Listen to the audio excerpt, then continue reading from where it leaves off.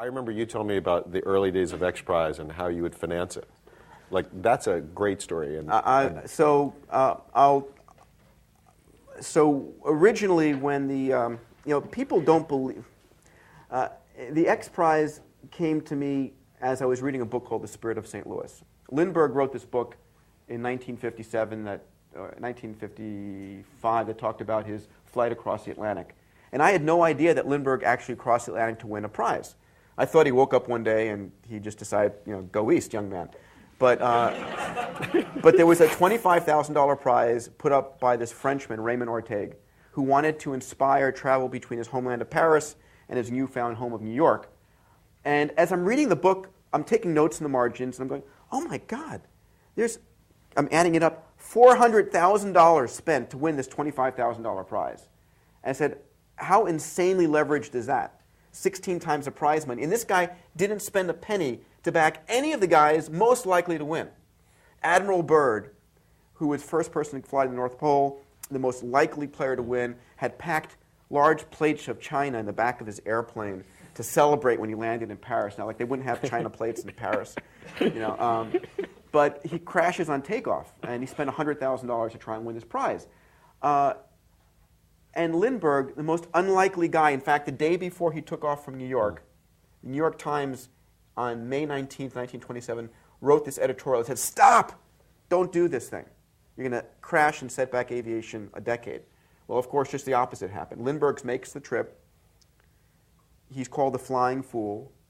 He goes from being the Flying Fool to a global hero whose name most school kids still know today. And in 33 and a half hours later, he lands in Paris. Within 18 months of his trip, the number of passengers in the United States increased 30-fold. The number of airplanes quadrupled, the number of pilots tripled. This huge aviation, because it was a paradigm change. Oh, if he can do it, I can do it. And so that formative moment, I said, that's what we need, because I had, at this point, again, given up on on going the government route. I said, I need something to spark these private companies. And so the X Prize, originally, the letter X was going to be the name of the person who put up the money. It just took me so long to find that person. The X stuck around. Yep. So I couldn't, to get to your story on leverage, I went and I pitched, from Fred Smith to Richard Branson to, hundreds of CEOs and CMOs on this vision of this highly leveraged incentive prize. And everybody was like, this is a crazy idea. It'll never work. Someone's going to die. Why isn't NASA doing this? And everyone said, no.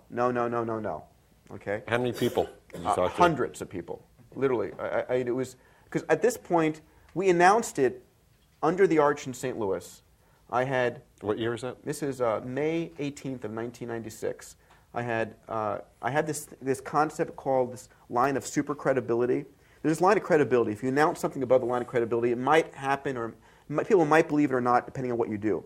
There's a line of super credibility. If you announce something above the line of super credibility, no matter what you do, people believe it, and their belief makes it happen in some sense. So I had not one astronaut, I had 20 astronauts on stage. I had the head of NASA, the head of the FAA, Lindbergh family, Burt Rutan, and I'm announcing this $10 million prize. No one asked, do you have the money? We did not. Unfortunately. Do you have any teams competing? We did not. And so we started having teams register, and I'm feeling more and more on the hook to raise this $10 million prize, because it's like, Peter, we're going to be getting there. Do you have the money yet? Well, I will. I promise you, I will. So, insane pressure is the mother of invention, not insanity. Well, this was insane pressure. And I ended up being able to raise a small amount of capital from donors in St. Louis. And a friend of mine said, have you heard about a whole-one insurance policy? I said, what is that? And I said, well, you take a bet and you pay a premium, and if someone accomplishes a task, they pay off the prize. If they don't, they keep the premium. They meaning the insurance company. So we put an end date on the X Prize of January 1, 2005. So you take a bet with an insurance company. So we bet. How did you approach them and just, hey, I'm going to... So I went through Aon as a broker, who went to the space insurance underwriters, who have a certain amount of capacity, traditionally insuring launches and satellites. And they play in the very traditional world. And the insurance underwriters went and said to Boeing, "Are you going to compete?" No. Lockheed? No. Northrop Grumman? No. No one's going to win this thing. It's ridiculous. So they took the bet. And it's not publicly disclosed how much it is, but it was in the single-digit low millions.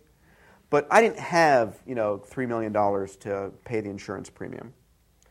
But I thought I could raise it. So I wrote a policy where I would pay $50,000 every month with a large balloon payment at the end. So I would be paying in $50,000, the last Friday of every month, and I'd have this $50,000 Friday coming. And how did you finance that? Begging. Well-worn knee pad. I became very impassioned in fundraising. Our friend Adeo and many of our common friends from Elon, and basically going out to folks and saying, "Here's the vision," and I would literally finance this thing $50,000 at a time.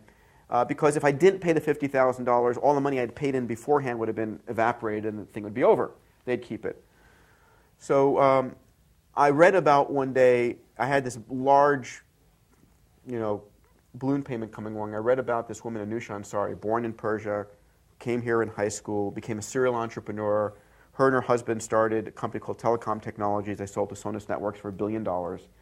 And in her bio, it says, "And her dream is to fly on a suborbital flight into space."